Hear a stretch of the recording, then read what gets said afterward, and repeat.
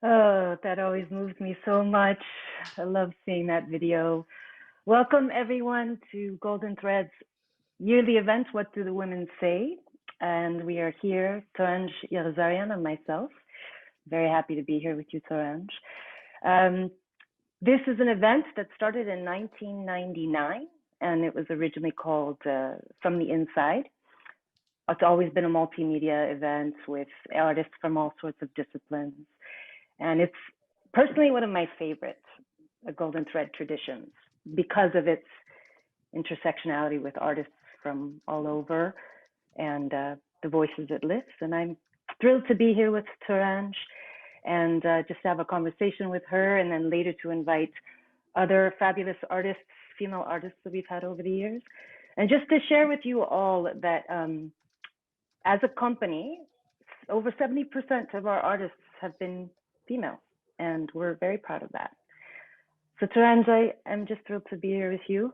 And I just wanted to, I don't actually know where the origin of the idea was for you, how it came about. Of Women's well, Day. first let me say hello to all of our audience out there across the world. It's so nice to be on the digital realm because people from around the world can be watching us, so we can be embarrassed globally. And I do want to say Happy International Women's Day.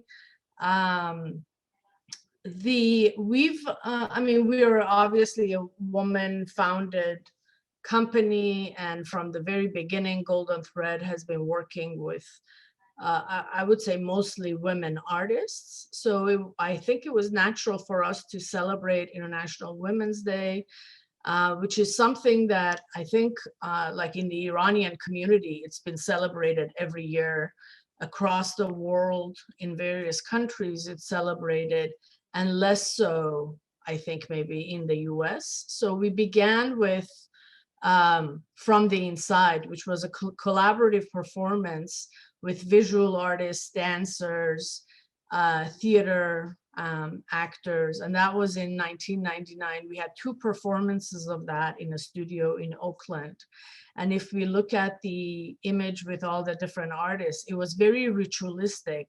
There was in the space had two levels, and down on the first level there was like a silicon factory installation that the audience could walk through.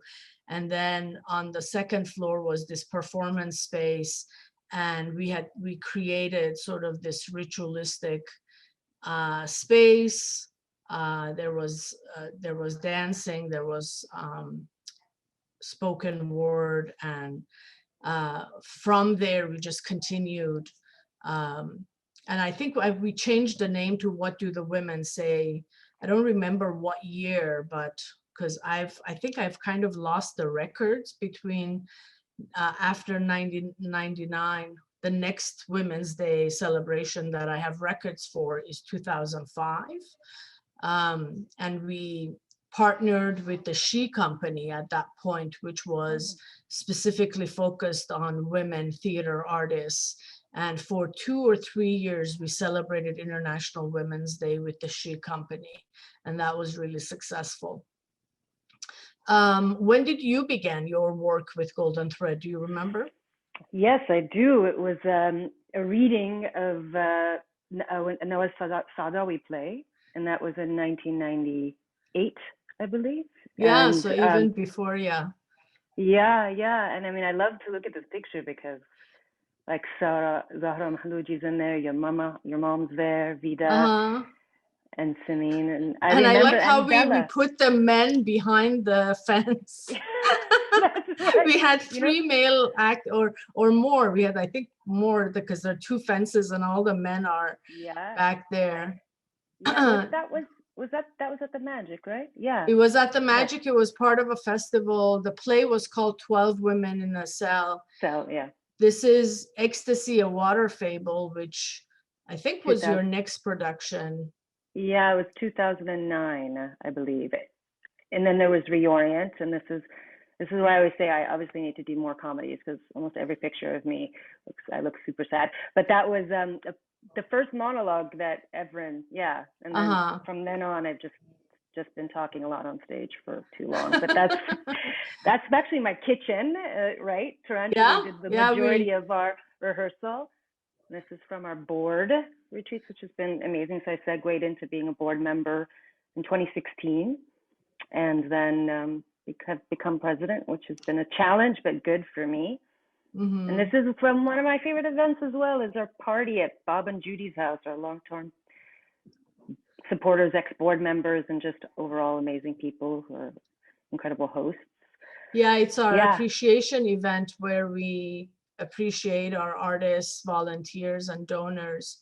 One of the things that's interesting at Golden Thread is that, you know, people, which is, you know, your case, you began as an artist, and then you kind of segued into serving as a board member. Like, what was that transition like?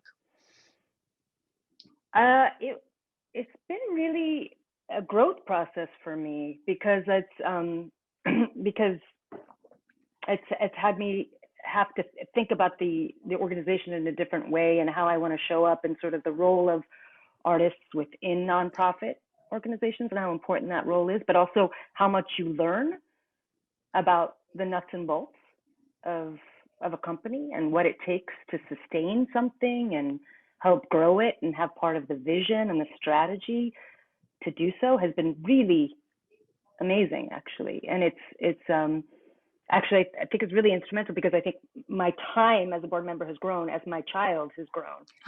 For him, it's like something he knows. Oh, you have a board meeting, you're going to do this. We're going to say hi to Taranj, who's going to be there, you know. And and that's something that has become very instrumental for me, because it's a form of activism, actually, to stay engaged in this work and to serve this way. Yeah. Yeah, I think that's one of the, you know, one of the things that was important to me at Golden Thread, is important to me. I can't use the past tense yet quite. Is important to me is, you know, as women who come from the Middle East, I don't know if what your experience was, but in my experience, you know, we have a really negative or sad reputation in the US, you know, like we're victims and oppressed and unable to express our voices. And that wasn't my experience in Iran. It wasn't my experience in my family. I come from a very matriarchal family, you know, many women in my family are professionals, artists, or other, you know, professions. You know, my mother was a pioneering actor in Iran. My, you know, great grandmother opened one of the first women's schools in Iran at turn of the century. So for me to come to the US and then kind of be faced with this kind of ongoing series of assumptions about women in the Middle East being so oppressed and unable to express themselves, unable to engage with society, that was really annoying. and so from the beginning at Golden Thread, I think we wanted to challenge those stereotypes and really center women artists in our work, which wasn't difficult because there were so many talented women in the Bay Area of Middle Eastern background who were doing incredible work. And so very quickly, we began to really build a community of women artists. So even though we're not exclusively, you know, a women's company, but like you said, you know, more than 70% of the artists that we have hired have been women in our 25 years. Well, I think something you said yesterday when we were talking was what's very important is that that you can see this sort of multiplicity of identities in what you do within this company, not only of ethnic identities, but also in what you're capable of doing as an artist, that you have a multiplicity of skills, and all of those are welcome at the company. And you, Taranj, have this very sneaky way of doing that for people, because yes, this is what you do. You'll say things to me like, so I think you should facilitate these conversations. And I say, you think so? I should? And there's this sort of this, you see things in people that they may not be ready to see in themselves. And you allow that to grow.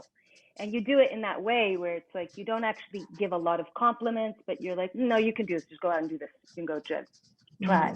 And that actually is a huge space of growth for artists, because we need a variety of skill sets to stay in this field. Absolutely. You know, once you reach a certain point in your life, you're an entrepreneur, you're your own marketing person. You have to have agility, I think is what I'm trying to say. And when you have a leader who says, it's like parenting. It's actually like good parenting. It's like, okay, now be the time you tie your shoe, you know, and leave the house with your shoe. You know, it's a way of lifting voices on many levels. So you're not just pigeonholing yourself. And that's very important to me. And it's an important thing to continue to uphold, because I have the exact same experience with you. And I grew up in Egypt, and born in Libya, grew up in Egypt. I was just having this conversation with my parents the other day where, you know, in Egypt, there isn't inequality in pay scale, for example, that you have in the US. And I don't think people know that. You're not going to be offered a different salary than somebody else because you're a woman. And I think of every female friend and person I know in Egypt is doing their own thing. I don't know anyone sitting at home not doing anything. I mean, it's my image of what a woman is capable of is very vast, right? And so when I moved to the US to go to an all-women's college, I was shocked by the questions I was consistently asked.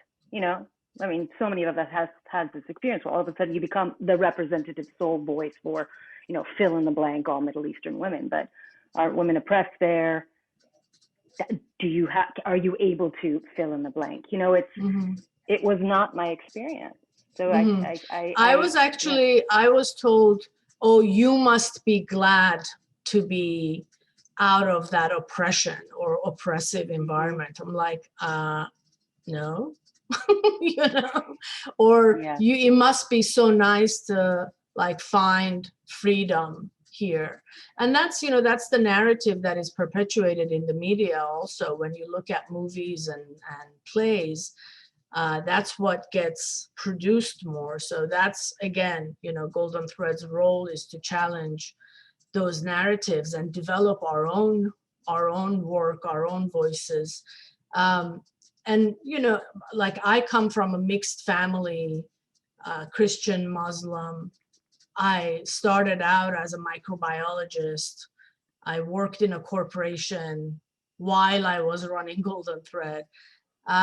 So in terms of skill sets and the range of abilities that people have, you know, again, pigeonholing artists into this sort of characterization, oh, they don't know math, they don't know, you know, they can't handle reality or whatever. Like it's really reductive.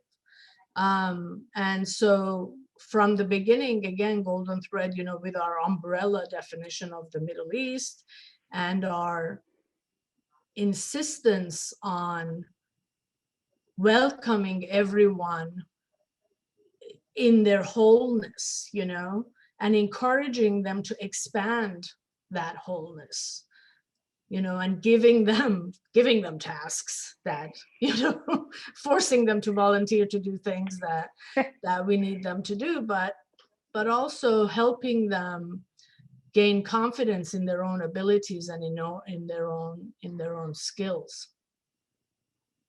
Yeah, that's absolutely imperative for the growth of the community as well, right?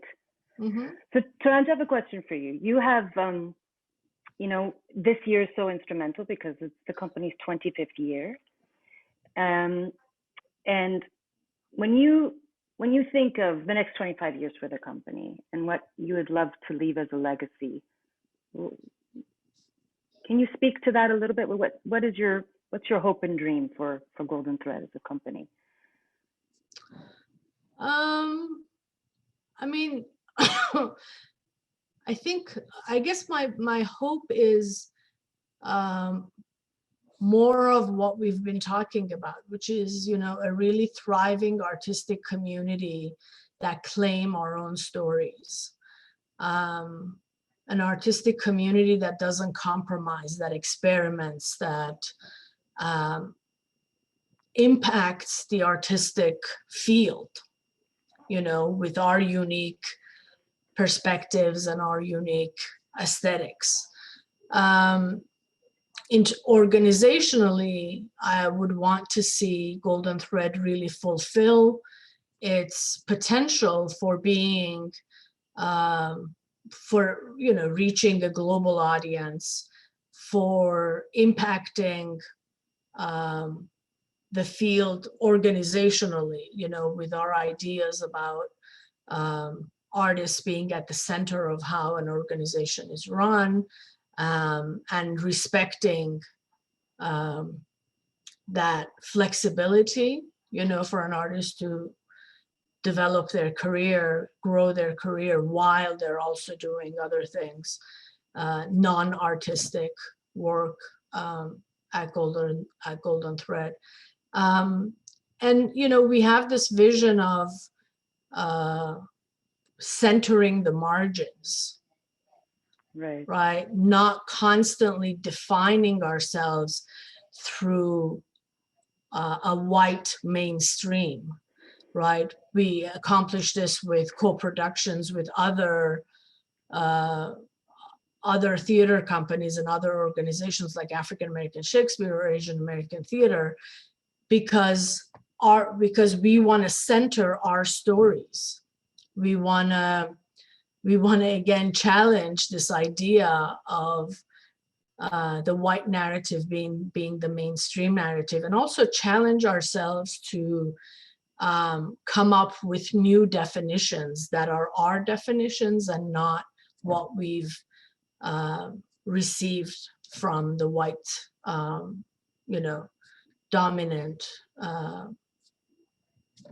narrative. So my hope for Golden Thread is to really expand and deepen and continue to challenge and work with other networks of theaters of color and really center our narratives so that American theater reflects who we are and who the US is today, which is very different from the way the US looked in the 1950s.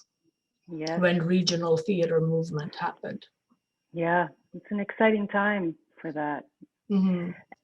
So this year's theme, each year Women's Day has a theme, and this year is Choose to Challenge. And I was thinking on that, what is it that I would choose to challenge? What would you say to that question? What's your choose? What would you challenge? We're challenging everything in many ways, right? We're challenging the role of women, definition of artist, what is expected of us women artists. We're challenging dominant narratives of the Middle East. Mm-hmm. And we're challenging ourselves to be better, to be more rigorous, and to be more creative, to develop new ways of doing things that we haven't thought about, especially with working in the digital realm. I think for me, that's been challenging. I've had to learn a lot. So it's a continuous learning process. Yeah. This time last year, I remember I was in Portland thinking I was about to open a show, and you had to make the choice. You made the preemptive choice to cancel the Women's Day event. Yeah. Yeah. Yeah. that was, I mean, partly because artists were calling and asking, is it going to happen? Should we come? And then audiences were calling and canceling their tickets. So I think people were uncomfortable, and we saw that, and we respected that. So we had to cancel the event. But one of the things I wanted to say specifically about International Women's Day that we celebrate, you know, our event, What Do the Women Say, is the one event at Golden Thread that's multidisciplinary. So we feature not only theater artists, but musicians, dancers, singers, visual artists, film. And that's been really satisfying to see, to like gather in one evening and really showcase that talent. And then when, you know, at the end of the event, we always have a conversation with all the participating artists. And I love those conversations, right? Women find so much in common, or they ask each other creative questions, and sometimes, you know, new collaborations and partnerships are developed from that. Yeah, it's what I love most about it, which is a perfect segue into this next portion, because we'll transition now to talking to the artist. But before we bring everyone in, we have a little clip from Yasmin Diaz, who is a visual artist whose work I really adore, and a message from Yasmin. And she attended the Women's Day 2019. Yeah.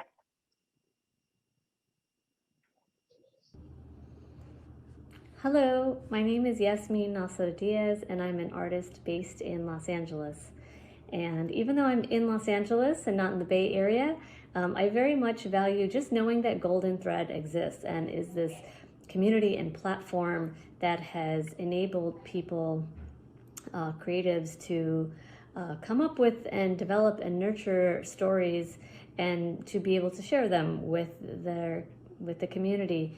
That is not a small thing. And I'm so grateful to have been a part of that celebration of International Women's Day several years ago. That event took place at a very pivotal moment in my life and went on to lead to many other opportunities. It was really, really meaningful night, really incredible evening. And I'm so grateful to have been introduced to the other artists who shared the stage with me. It was such a moving night. I'm sure they all have been. And what I hope for Golden Thread's future for the next 25 years is to continue and to thrive and expand. As we continue to change, evolve, and expand our worlds, so will our stories, and therefore we will need opportunities and spaces to tell them, to create them, to share them. You know, we as people become more nuanced, and so will the stories that we tell. So thank you so much for all that you do, all that you've done for our communities, and I hope you live a very long and expansive life. Bye.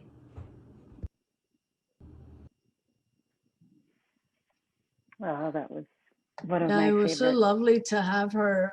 Yasmin is of Yemeni descent, and I had been looking for a Yemeni artist for some time, so I was really pleased when I came across her website and learned about her work, and her work is amazing. So Yasmin Diaz, I encourage everyone to check out her website and to look at her bio and what she chooses to challenge, which is very bold. That was, I remember that evening so well because her introduction was so moving and funny. You know, just, and there was such celebration. There was this air that night of celebration because of, again, the nuance that she provided. So now I'd love to welcome all our other 5 artists to enter our room and to join us. And yay, yay, yay. This is my favorite part when the screen starts to populate like magic. We are all met. Thank you for being here with us today and taking the time. And it's just such a joy. I wish we were in a real room, but here we are. This is magic in itself. And so what we'll do is we'll simply first ask each one of you to just introduce yourselves, where your name, how you identify yourself as an artist, and where you are in the world. So if we could begin with Sarah, please. Hi everyone, Sarah Razavi, Sara Razavi. I'm based in the Bay Area, live in Oakland now, and with Golden Thread for many, many years and under many different hats. First came in as an educator to support back then the seed idea of an education program, but really how I got to know Golden Thread was as an actor, and then was welcomed as a director. And then, like you, Nora, was welcomed as a board member and served in that board capacity for about 6 years, part of which was as board president, and all of it has been super fruitful and a great opportunity. Thank you. And Lana, if you could. Unmute myself first. Hi, I'm Lana Nasser, performing artist, writer, and most recently focused on voice acting and narration. An eco-feminist beekeeper is how I spend the rest of my life. And I am currently in the Netherlands, in the south of the Netherlands, in Limburg. And I come from Jordan. And Golden Thread was the first entity that I came into contact with when I moved to the Bay Area from New York. And I don't know if this comes now or later of our participation with the International Women's Day. We'll talk about it more in a little bit. But yeah, okay. We'll come back to it. Yeah. Thank you. Thank you, Lana. And then if we could move on to Naima, please. Such an honor to be with everybody. So I'm Naima. I'm a musician and composer and an actress with Golden Thread and a performer in different ways. And I started working with Golden Thread, I believe in 2013 or 14. And and I remember before that, I was like seeing Golden Thread as this like untouchable, like, no, they wouldn't want me. And then I became a part of the family. And so it's such an honor to be a part of another What Would the Women Say, especially the 25th anniversary. Very, very, very powerful. Oh, thank you, Naima.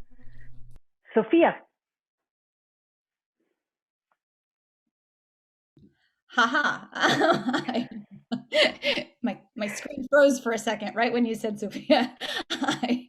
I'm Sophia Ahmed. I'm in Oakland, California, in the Bay Area, and I've worked with Golden Thread as an actor starting in 2003. It boggles my mind that is 18 years ago. And I've not formally taught, but I'm a teaching artist as well. So I've been in meetings talking about forming the education program at Golden Thread as well. And just like a huge fan of the company and everyone who's affiliated with it. And last but certainly not least, Sedef. Hi, I'm Sedef Ecer. I was born in Istanbul and now I'm in Paris for 3 decades now. I live in Paris, France, and I write now in French. I started as an actress, as a child actress in Istanbul with these kitsch Turkish movies. And then I wrote scripts, plays, novels, in French, because now I'm in French. And last year I had this incredible chance to see one of my plays I wrote in French, staged in Golden Thread, translated by Evren, thanks to Torange, Erin, and all the wonderful team. It was a wonderful human and artistic experience. And I'm so grateful to be here tonight with you. Thank you so much. So now we'll segue into each one. We'll have a little bit more time to talk to each person. And mostly what I'm positioning and wondering is how your relationship with Golden Thread helped your career and the impact it's had on it. So we'll have a chance with each person to talk and have a little exchange. So Sara, we'll come back to you. Right. How it's impacted my career? So like many folks on here and watching, I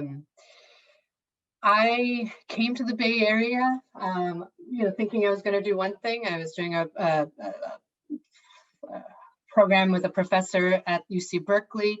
I needed to make ends meet, so I was teaching theater to children. That picture is of me doing the monologue. Yusuf El-Gindi's The Monologist Suffers Her Monologue, which is probably one of the ones that came best known for and think about a lot. And here as a director, this picture. But with Golden Thread, I found an into the multiplicities of myself. I'm a queer woman and of Iranian. I was born in Iran, but raised in Southern California. And I really kept those identities very, very separate for a very long time. I also kept my Farsi speaking and English speaking very separate. I didn't think those two worlds could come together, and ideas that I could express in English could not be expressed in Farsi, particularly about gender and sexuality and desire and all of that. And to come across Golden Thread and see a world where the multiplicities of Middle Eastern identities can live together, and you don't have to identify as any one thing, was mind-blowing. And to then be honored to, and I remember, like Naima, Golden Thread, I was doing every other theater company but Golden Thread. I was just like, I can't audition for them. I don't speak Farsi well enough. I don't know. Golden Thread was very intimidating at that time. And I don't know if you remember this time. Thread went through a phase where she shaved all of her head. And so I would see her at these events, this presence, and man, she came up to me one time. She's like, "Why have you never auditioned for us?" Like, I don't know. And then I ended up doing a show with my very dear friend Evren and Darvag. Darvag, who's also based in the Bay Area, but is specifically focused on Farsi language, Persian language pieces, had done a show in English. So it was the first time that I felt like I could act and identify, be part of that identity. And Toranj saw that piece and again was like, you need to come and audition for Golden Thread. And so I did. And I think my first foray was with a Reorient. In fact, it was mainly Reorient that I participated in year after year, and did a wonderful piece with you, Nora, where we played two sisters in a really cool, surreal piece, magical piece. So anyway, it's been, but what was amazing about Golden Thread was that I could, and I expect we'll hear this from everybody in some way, explore different parts of myself, because my day job is actually now very different. I'm in finance. I'm in micro lending, specifically to entrepreneurs.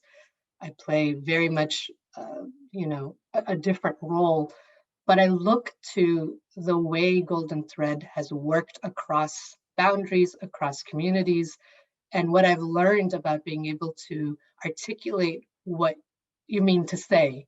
And that translates across professions, across work. And I'm just grateful that I get to have an avenue, not only to see amazing art, but to periodically participate in it as well.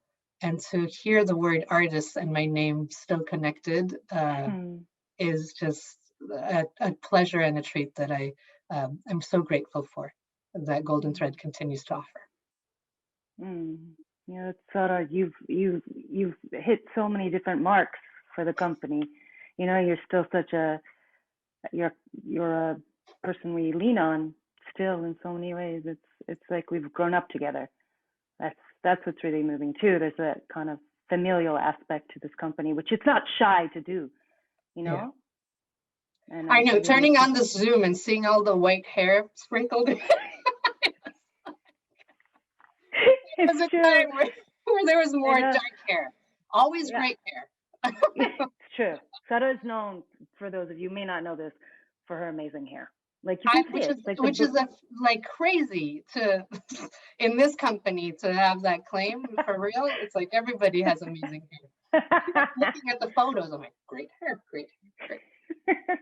That was actually, I think, one Reorient read. We were around the table, and it was one of the times where, because with the Reorient, so I started a process where the group would meet in July ahead of the October, November shows, because so much of Reorient is about working new pieces. It's all about, allowing the artists at every level to think very collaboratively. So they come together for this gathering, the summit in and she's done this on purpose, July 4th weekend.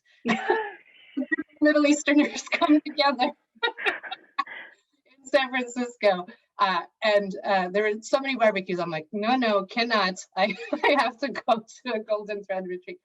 But we came together, and it was one of those such times where we were sitting around reading a table, and an artist who hadn't worked with Golden Thread before, I think she just looked around and she said, I'm just so excited that I found people similar hair. And she had very, very curly, full hair. And to Evren or someone had mentioned to me, and I agree, so many Middle Eastern kids don't grow into their features until much later in life. Your nose is always too big, your eyes are so much, your lips are so much, your hair. And so it was just lovely to have a community where you find familiarity, but also can position yourself as the individual that you are. Oh, it's so moving. Thank you, Sara. Lana, we'll move to you. I heard about your piece at Women's Day, and I still wish I had seen it, but I would love to hear about your relationship with the company. We only have one picture because we need more, but yeah, so please, your time. Wow, that's good to see this picture. Yes, that was okay. Well, as I said, I met Taransh and through before even moving to San Francisco Bay Area, or rather Oakland, that I heard about Golden Thread. I was living in New York, and as an actress in New York, coming to the Bay Area, I came to study masters in consciousness studies. So, and I thought, Golden Thread, Middle East, met Taransh right away. I'm not sure what year that was, if it was 2004, 2003. And my participation was with the What Do the Women Say several times. And one of it was with a kind of a interpretive dance performance that I called Rope, if I believe correctly. And then came another one that I called IS. This is before IS became something. This had nothing to do with IS, but more with is being. I am, she is, I is. And last but not least was Arab Woman Talking, in which which was the beginning for me with Arab Woman Talking, like talking, so bringing in my actual words to stage. I would say that before my performances with Golden Thread, with Women's Day, I was always an actress. But my participation with Golden Thread represents also my stepping into myself as a performing artist, as a maker also. And so it provided me a space to present my own work, an experimental work, whether it was dance or monologue. And it was a safe and encouraging environment. Of course, Women's Day itself was wonderful to celebrate. So, and then an unexpected development from that was that after I left the Bay Area and went back to Jordan, I started with a network of artists, women artists, that I organized there, an International Women's Day Festival. No. Went on for the 4 years that I was there, and grew from a budget of like 5,000 euros to 50,000 euros right away. And from being very local to being very international, and quite successful in a short time, which unfortunately didn't stay when I left Jordan, and didn't continue, unfortunately. But it was well, 4 is 4, 5 is a complete circle, so that's also okay. Things come and go. So that kind of sums up my experience, except, oh yeah, and I tried to volunteer also with Golden Thread, and then they wanted someone to do data entry. And I'm like the worst person with details. So thankfully, I lasted for like, I don't know, a couple of hours. Otherwise, they would have lost all of their mailing list, all of it. Because, you know, putting 6, 7, 8, I would put 6, 8, 7, little details, not big, for phone numbers or so that. But Lana, you were a great bartender. you bartended our spring art auction, I think 1 year or 2 years, and you were one of our most popular bartenders, I must say. Excellent. Well, at least I'm good at something. Huh? Yeah, and I think what's really great is like what you've both talked about a bit at the beginning, is that kind of breaking this stereotype of what a Middle Eastern woman is, and kind of this repressed, doesn't talk. And I mean, look at all of you, and it's just so not true. And I think that's what I love about Golden Thread, is not just for the women, even though women seem to be really at the forefront, but breaking these stereotypes. And I think that's just so important. And that's what I hope to continue seeing in the future of the company. Thank you, Lana. It's very moving. And I wish we had footage of your piece. I would have loved to see Me that. too. I lost all my footage with an external hard drive that decided to go onto retirement earlier than planned. So I'll have to, you can imagine, it was amazing. I'll tell you this. I can see it. I can see it. I know it. Thank you so much. Naima, we'll move on to you. Yeah. So lovely to be here with you. I so admire your work. So yeah. So good to be here with you all. I was just thinking of the 5th string. This was like it makes me emotional, because I think that I had forgotten, prior to me working with Golden Thread, I kind of compartmentalized this part of me that was also a theater person, an actress. As a young person, like I loved musical theater. And somehow, you know, as an Arab American, and we're all speaking to these ways that we get put in boxes, and we just get assumptions thrown at us, and then so trying to find my way as a musician and as a singer, you know, all these the pressure to choose genre and all this just ridiculous stuff that it does not allow for us to be the dynamic beings that we are, however we want to be it, just like anybody else. And so I remember Farah came to a few of my performances, and she was like, you know, you have to audition for Golden Thread. You have to audition for Golden Thread. And then that was the moment where I was like, no, you know, Golden Thread is this, you know, theater company out there. Like I've been away from theater for so long, but I was able to get an audition, and immediately, I mean, I won't ever forget the audition I had with Majd, and Toranji were there, and we were like, I don't know, you gave me a script, and I had to just like improvise, and there was singing and there was acting, and I was so nervous because I hadn't seen myself as an actor for so long. So anyway, I received the role, and it was like the most incredible motley crew of a cast. We had way too much fun, like on stage, off stage, and you just put in line a lot. But it was like, oh my gosh, like this is my Middle Eastern family. Like I can be up, I can be down, I can be all the things. I can be the musician who like just wants to sing blues in English. I could be the musician who sings in my terrible Arabic accent because my Arabic sucks and I'm trying to work on it. But like, you know, and there was space for that. And Toranji, I'll remember when I was throwing around ideas of, you know, writing my own script, and I haven't done that yet, but you were just so supportive, and you were like, you know, come to my house. I'm going to work with you. Like you really laid out so much opportunities for me to grow into myself, not just as an actress or a musician. Oh my God, I'm gonna cry, like, as all of it, you know what I mean? And being an Arab woman in the US, it's like, they don't even know how dynamic we are. Like, my family is so like loud and boisterous, and I learned even though no one was a professional artist, like, I learned improvisation from them. I learned expression. I learned acting from them without realizing it was that. And so through Golden Thread, I feel like I was so supported to be like, I just pulled out those seeds. Like, what is it? Khalil Gibran says, knowledge is not what is given, but like water is the seeds within us. Like, I feel like that's what Golden Thread does. I feel like Golden Thread, like, waters that is what is in us, and really nurtures it and gives it that space and container to thrive and be a fertile flower in the orchard. Sorry, I had to. So yeah, I could go on and on.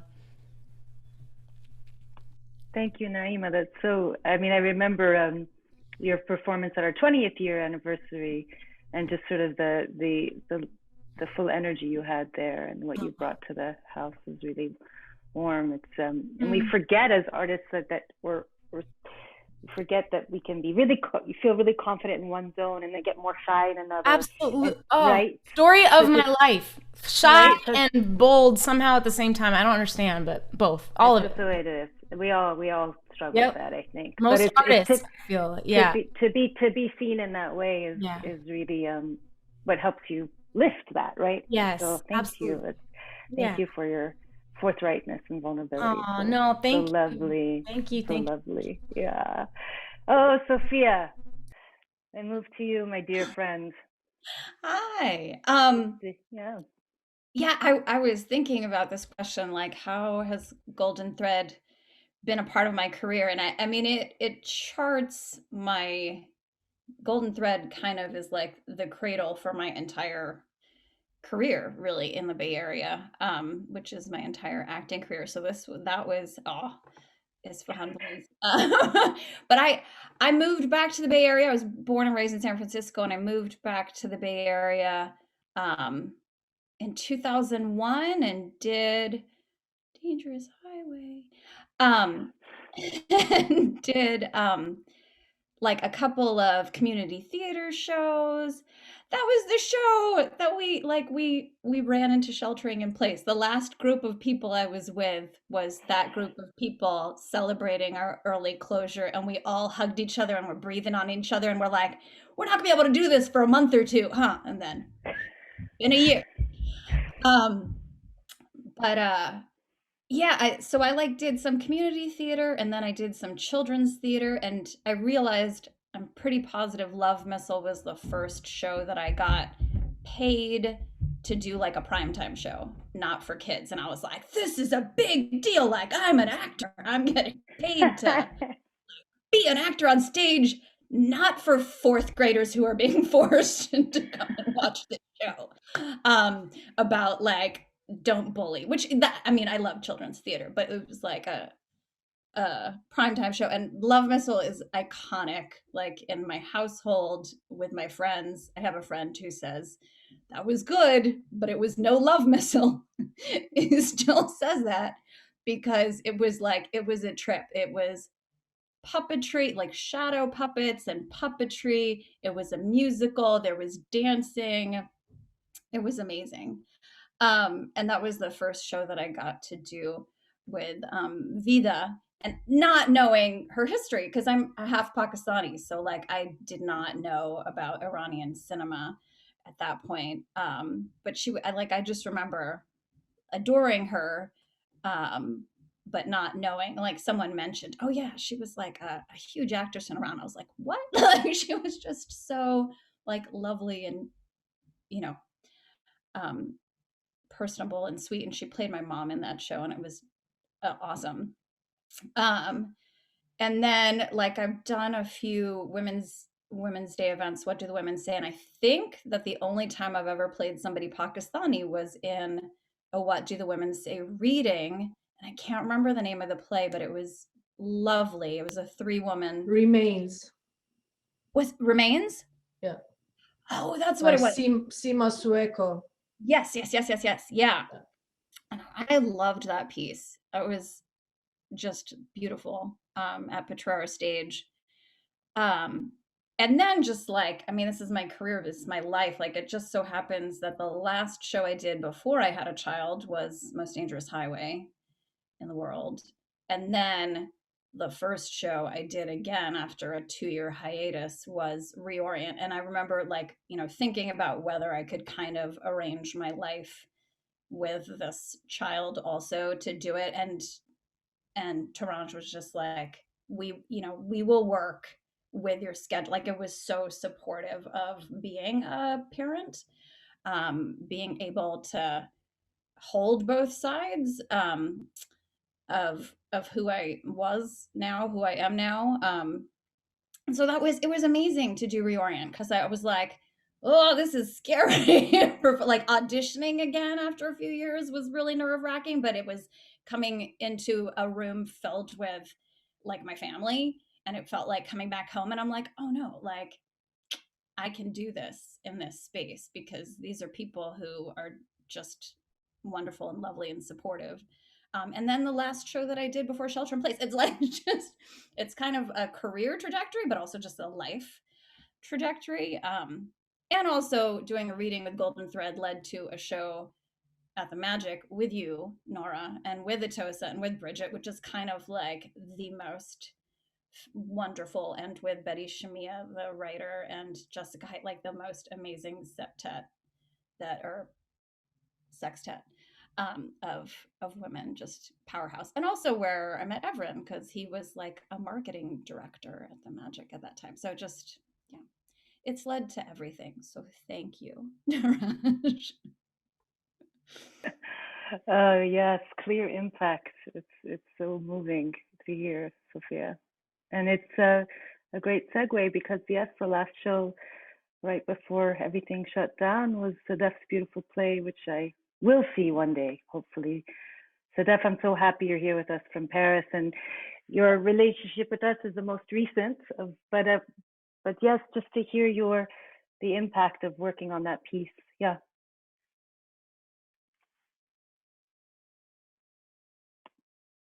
I think you're muted. Sorry, a technical. Yeah, I know. It's like our life story. Sorry. There Okay. you are. No, thank you. Okay, so you hear me, huh? Yeah, perfect. Okay. It was an incredible experience for me. I will tell you why. The first time I came, these images are so moving. I was very surprised of this community, you know, because in France, I always worked of course, with my origins, Turkish origins, but I was kind of erasing it. I mean, it was on my work, it was on my writing, but it was, you know, in France, it's very different. I mean, how you work with your origins, and this is another integration politics, and there to see all these Middle Eastern women. And as Torange was saying, there is this image of victim women, and I was seeing all these proud women, proud or not, I mean, but the origins were important for so many of these people who were there, who were working together. So, and I think in the first time, when I came to work on the text, because they were asking me questions about the text, Evren was translating and was changing some words, so we were really working on commas and very specific questions about my text. And I think this work, and to hear my text in English and all this atmosphere opened a door in my mind, and I was very happy. I came back to Paris, and we were writing to each other. I knew that the rehearsal we were continuing. And when I came the second time, I knew that I was looking for something there this time, and it linked me completely to another work on which I was working for 4 years. It was a novel in French, my first novel in French. And I was searching for my childhood because I was working on this Turkish cinema with all these movies. This is the cover of the book, you know, with all these posters. And I forgot all these movies. And little by little, like an archaeological excavation, it came, and I was working on a woman whose mother was a great actress in Turkey in the 70s, and I learned just that Torange it was her life I was writing. And when I came back, I had another rehearsal, but of course, because of the COVID, the show was closed in San Francisco. I was very sad, of course, but I said, okay, I can't do anything. And in San Francisco, it's closed. In France, it's closed. I will try to write this book finally, instead of putting it in the trash. And everything was coming in this, how do you say, confinement time, in this quarantine time. And I found something incredible, because there is a bridge in Istanbul, the Bosphorus Bridge, is kind of a replica of a Golden Gate. And all my story came. And look, I found my last chapter after I came back. Look, my epilogue is Golden Gate Bridge. So this is the end of the book. And my last character in the book is the Professor Torange here. And everything was in place. And after 4 years of work, instead of putting on trash my book, I finished it. But I was still not sure about this. And I sent it to a publishing house, which was my first choice. And 4 days later, I had a contract saying it was a great novel. And it just came out in January 13. And every day I thank Golden Thread for this book, because it's a very personal book. It's a very, very, everybody is asking me if it is really my life or it's a novel, you know? It's my most personal work, and it's thanks to Golden Thread and all I lived there. Was it clear? Yes, so that's not only clear, I mean, that's what you speak of is so, I think most of us, all of us can relate to that. Those sort of segments of ourselves that we bury a little bit to carry on and move forward. And we don't know what will bring it up. And so that opening happened for you because of this connection seems to me like a through line for all of us. And I'm very moved by that story, and I will buy the book. My French has gotten very bad over the years, but I will work on it.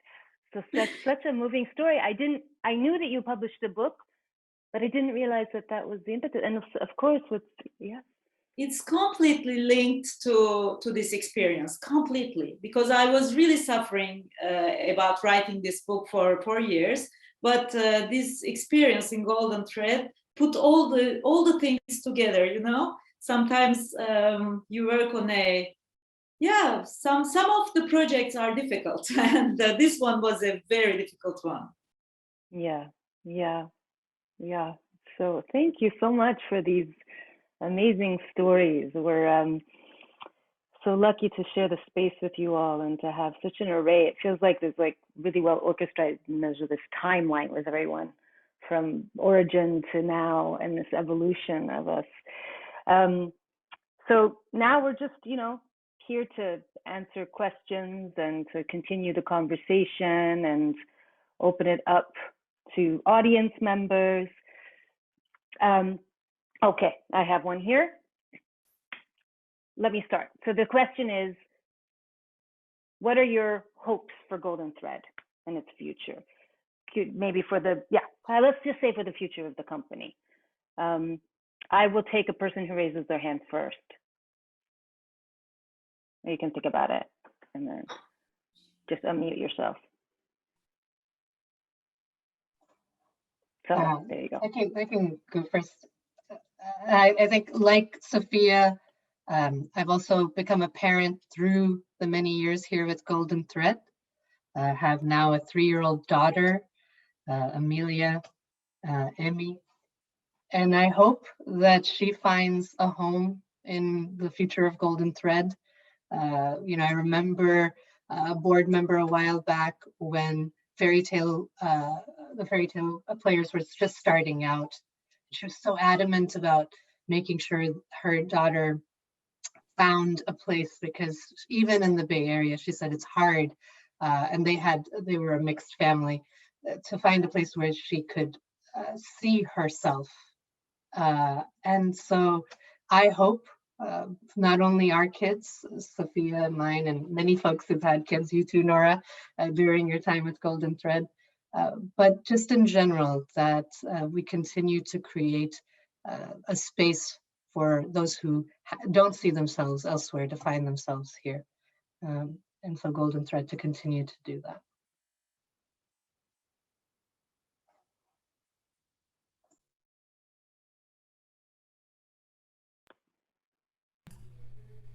I'm gonna use a farming analogy, or I don't know why I keep going there, but I just see if you think 25 years, that establishes roots, and that establishes groundwork, and so much more, obviously, in fruits and everything, and a harvest.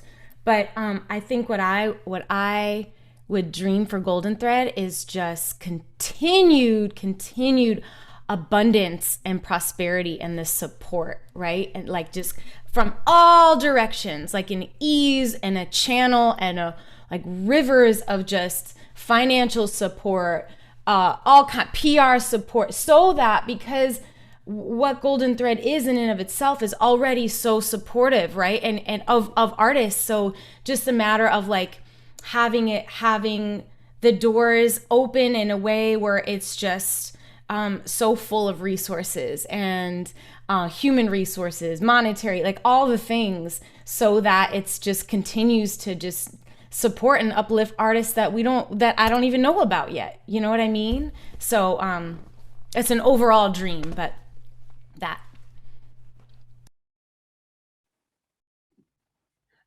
I'm gonna piggyback on what Naima said, because there's this for anyone who's not in theater, there's this huge movement that's been going on. It's called We See You WAT, We See You White American Theater. And it's since the pandemic and theaters being shut down, there's a huge discussion happening about making theater, traditionally white-led theaters, more diverse. And then, concurrently, just yes, making established theaters more diverse, but also lifting up all of these theaters that have been diverse. And Golden Thread is what we want to lift up as American theater.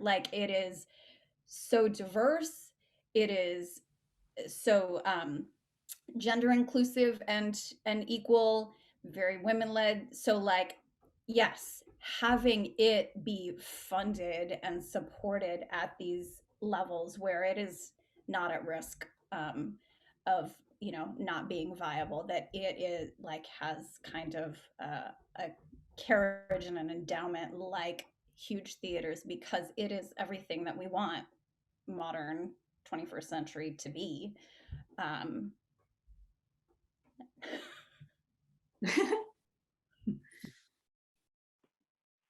You're here. I keep doing this. This is my son's school.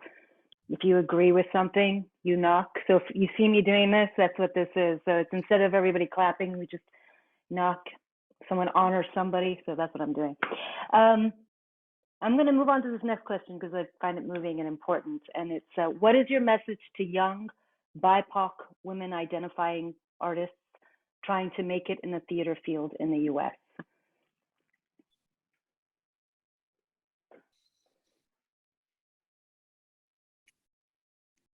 Anybody want to take that big question? It's a good one. Can an I important one. just say my message would be kick ass. Kick ass, and I think I'll just add a little bit, which is also use all your nuance. You know, don't be afraid to, and find your safe spaces and people to work with that allow you to be like, yeah, you do that, you try that, you're allowed to do that. You're allowed to do that. Yeah, Naima, I feel like that now everyone wants to say something, which is good. I love it. Go, Sophia. Go, Sophia. I want to say you are worthy and you have something to say. I think that being at a, like, I love Shakespeare, but I went to like a very classical based actors training, and it was kind of like so many men, so many women, so few men for tiny amount of female parts. And like you start to doubt yourself and your worth because you feel like you're replaceable. You feel like, you know, you can't rock the boat.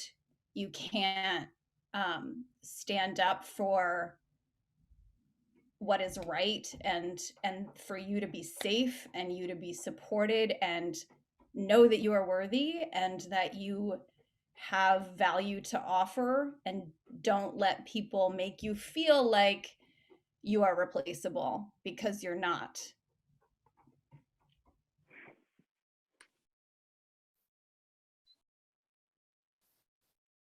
Naima, go for it. Yeah. Oh, Naima and Ned set up, please. Yeah. No, I'll be quick. Just be all of it. Be everything that you are. Let your identity spill over the boundaries, stupid boundaries that people write for you. Like, erase it, stomp on it. Be impossible. Do it. Like, just be. And I know that takes a lot of community support and inner work, but you got this. You don't have to ascribe to their identifications. You get to create your own. You get to create your own. Talking to my inner child right now.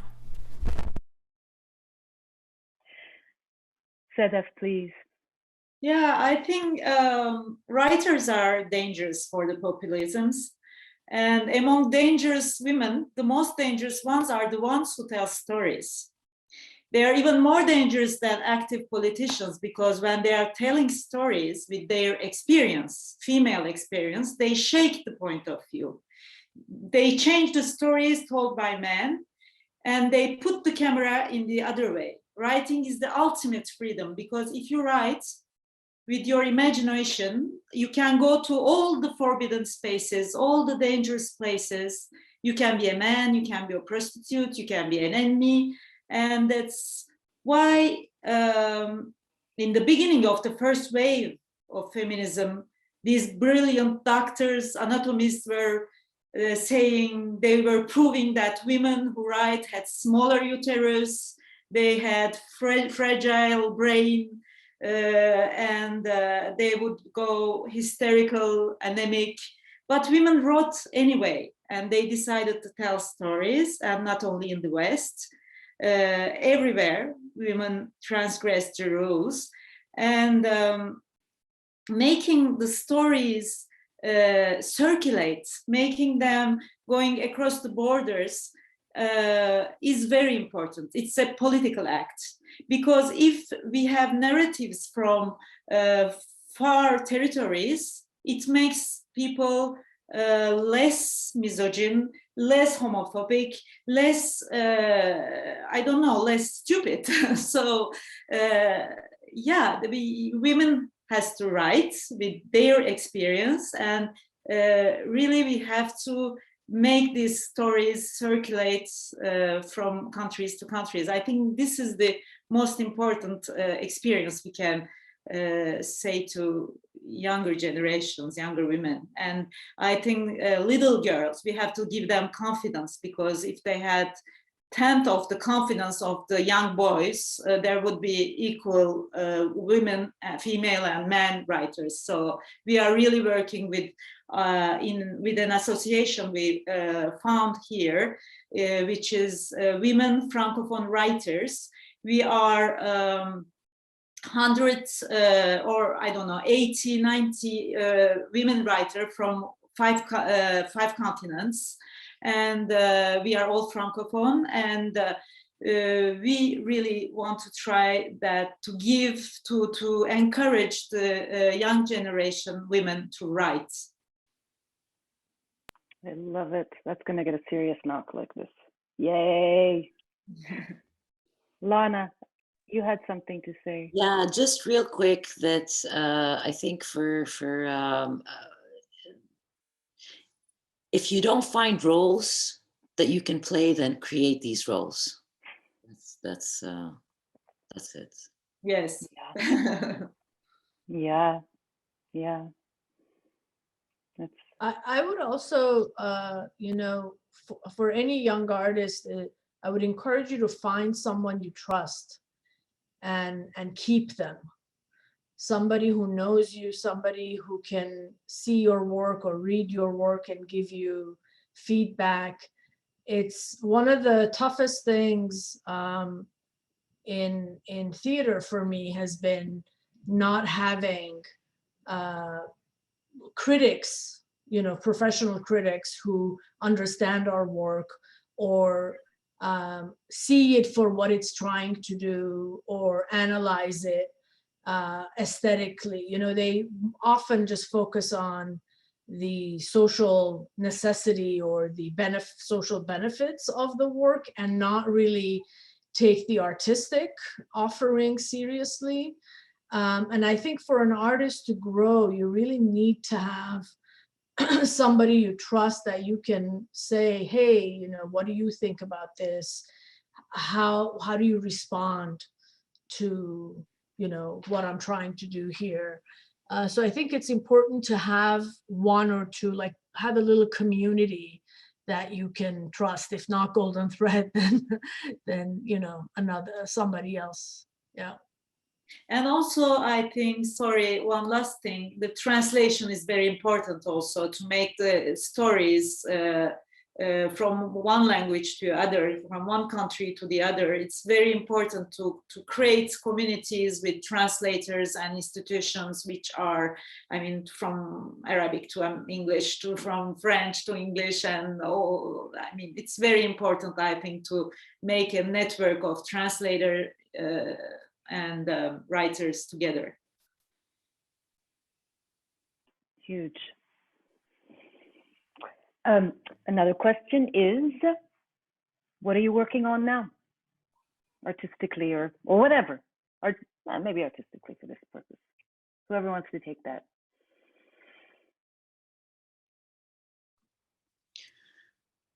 Yeah, I could go. So for me, a lot of it since moving to the Netherlands, I've been writing. So I had just published my first book, and it's a fable in Dutch, which, yeah, I never thought that my first book would actually be in Dutch. I mean, I've published before plays and that kind of thing, but a book, yeah, so that was my first, and I'm continuing with that. So right now, I'm also starting I'm continuing to write. I'm struggling to decide if I'm gonna make this next book in Dutch or in English, because there's always kind of there's always the pros and cons, you can say. And now, yeah, for me now it's also work, and I guess with the Corona time and all this stuff is moving into the audio booth. So moving from performing on stage to performing in the audio booth, which you can't really see it. It's in the corner there. It's a bit dark with working on narration, getting how to reach the world with my voice instead of also with my body. So that's kind of the biggest thing. And also, which my new focus, because for me has always been that way, that women, emancipation, gender equality, these have been always very important. And to me, now it's also moved in the environment, and so nature. So now it's really with thinking of bringing back the balance between the feminine, the masculine in both humans, but also in our relationship to nature. So that finds its way in my writings as well. So a lot of things coming from animals and mythology and all that play, going back to Mother Earth. So that's the latest. Oh, it's so exciting, Lana. I would like to live for like 5 minutes in your brain. Yes, Can I come in? come. I'd love that. That's amazing. Amazing. You said like 20 things. I was like, wow. That's wow. Who else? Who else wants to share what you're working on? I have an album, Sifr, that I released last year, but because of the pandemic, I'm just continuing to release it. I have yet to perform it live, so you can find it on all the things, all the platforms and my website. But please listen to it and share it with someone if you like it. Yes. Tell us the name of the album once more, Naima. Sifr, Siphr, Sifr, yep. Thank you.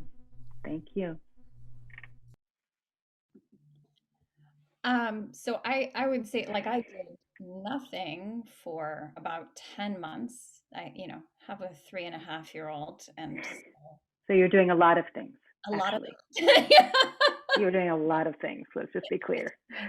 a lot of dancing and singing and baking and crafts.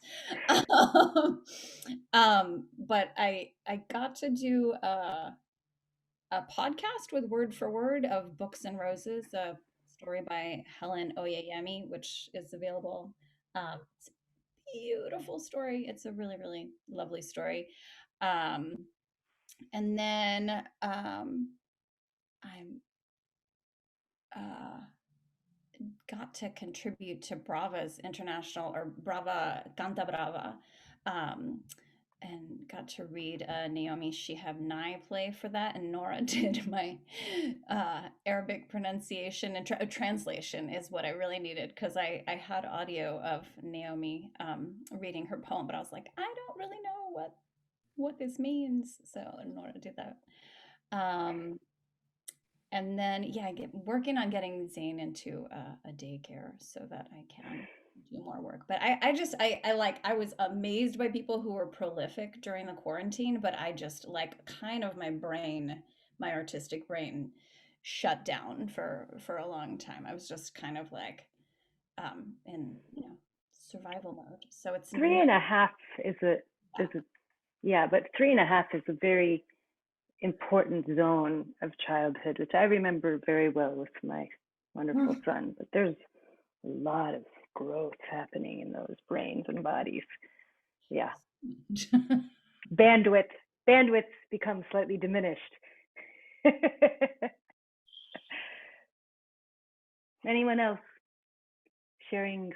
Sedef, you've published a novel now. What are you working on now? It was so, I was so relieved that after January, I couldn't write a line. Sometimes they asked me for a very easy article, and even that I can't write. It was too dense, too intense. And now, I sing. I take my singing lessons again. I sing very bad, but anyway, I want to be a singer now. I want to have a new life. No, I don't know. I have a project, but it's very difficult for me because all the theater projects are canceled. So I have to write another book. I have an idea. My publisher accepted this, but I am afraid for the moment. I want to sing. And it's very interesting because my singing coach said to me, because we were working on Turkish repertoire, and she told me, oh, all these Turkish notes you are singing it so sadly, please work on something else. And now we're working on standards of American standards, jazz standards. So it's very swinging and it's very joyful. I'm singing very badly and I'm so happy to sing all these things.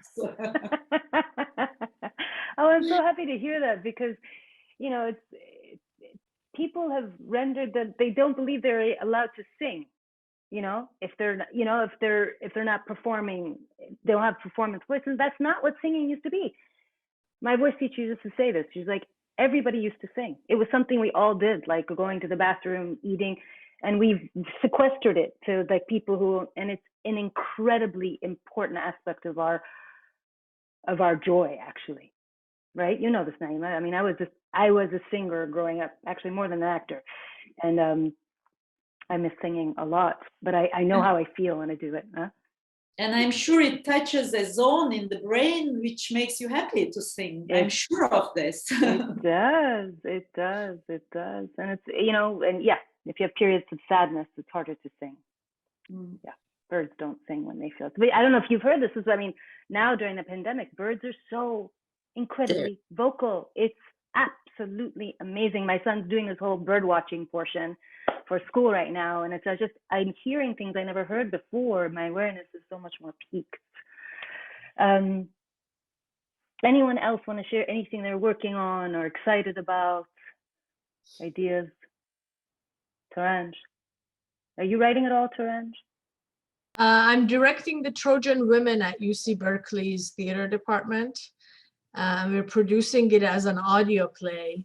So I wish my musical skills were stronger, but I'm working with the cast to sort of develop, like especially the chorus, to develop some kind of sound vocabulary that they can, I don't know, hum or sing throughout the play. So that's been kind of interesting, trying to find that. How are you playing with that? I mean, is it something you're just coming up with as a group, or? Well, the chorus has, like, the students that are in the chorus, 4 out of 5 have singing experience. So they're contributing a lot and they're proposing a lot of ideas. So it's a matter of just trying them and choosing what works. That's exciting. That's exciting. I love that play. I love that play. Oh my gosh, what a joy. Okay, we only have a few minutes, but I'm thinking of something myself. This whole concept of this year's theme being choose to challenge. If you had to vocalize, well, actually, I'm going to make you vocalize now. What do you choose to challenge in relationship to Women's Day? What do you choose to challenge? And we'll go in the same order we started. Does that make sense? So I'm going to say, I choose to challenge dominant narratives as an artist, especially narratives around the female experience. I continue to choose to challenge that. That's what I'm going to say. That's my pledge for 2021. And Sara, I'm going to make you go first. We'll go you know, the pandemic and through its multiple stages, and now for us, at least at work, tomorrow's our 1-year anniversary of shelter in place. I think a lot of people are reflecting about this time last year. Initially, yeah, it gave me so much pause because I'm such a social person, so full, the calendar's always so full. And that pause allowed me to hear birds, but it also suddenly scared me. And I found myself going to yoga more than I ever have before, and trying to sit with some of the stillness so that it breaks some of the patterns from before. I hope I can do that. I have found that the more I'm practicing, the more I realize how unnerving it is, and how the noise and the excitement and the people that I miss very, very much was also limiting some reflection. So whether it's at this time in life or this quarantine, I challenge my own belief about who I am, and I'm looking to see what after this quarantine unveils, whether I fall right back to old patterns or have this opportunity to break something. Oh, thank you, Sara. Thank you. Lana. Yeah, it's a little bit similar in that I choose to challenge the beliefs or misconceptions or realities that I have come to believe and that hinder me and stop me from showing my light and living fully. Because I do think that we are our biggest enemies. And I've just kind of, be and as crazy and as wild and as nuts that, and just challenge that. Yeah. Oh, love it. Knocking really hard. Naima. I love all of these, and I guess I will also challenge. I think the challenge the notion that my worth is based on what I produce and the way in which I produce it and how I present myself. That is seemed as valid to the dominant. So I'm going to challenge that by actually sitting with my being in the stillness. I really resonate with what you said, Sara. And from that place of unknowing, what unrestrained art could come from that, but not challenge that art has to come from this production place in this hetero capital, patriarchy, racist system. Period. Sophia. Oh, this is a super interesting and a kind of scary question to me, but I think I'm gonna choose to challenge the limitations that I put on myself and my expectations of myself as a 44-year-old woman who's like 5'3", parent, biracial. Like I want to not feel limited by each of those things that I can sometimes be like, oh well, like that's a good thing to work towards. Integration, yeah. Sedef. I was thinking maybe fear. I like the title of Fassbinder's movie, which is Fear, It's the Soul. And I think that sometimes, yeah, all these fear, a little bit like all of you, I am my worst enemy and I'm limiting myself, and maybe I'm plenty of fears, and fear is the soul. So I want to challenge the fear, I think, in a general sense. Of course, fear of the totalitarianism, fear of the populisms, and also my fear of myself. Mm-hmm. Yes, the micro macro. Yes. Oh, you people. Can I add one challenge? Okay. Challenge, because with that fear, definitely, and the fear of the other, to challenge the fear of the other who is different and who makes different choices right now, especially in a world that's making us really like with or against everything, and challenge the separation that is between us as human beings. Challenge that also. Thank you. Yeah. Thank you all so much for not only your time, but your your layered, forthright, open-hearted natures. Thank you so much. It's very enriching and a really wonderful experience for me personally. So thank you. I want to say happy International Women's Day to everyone who's been with us or who will have the chance. Yes, thank you so much.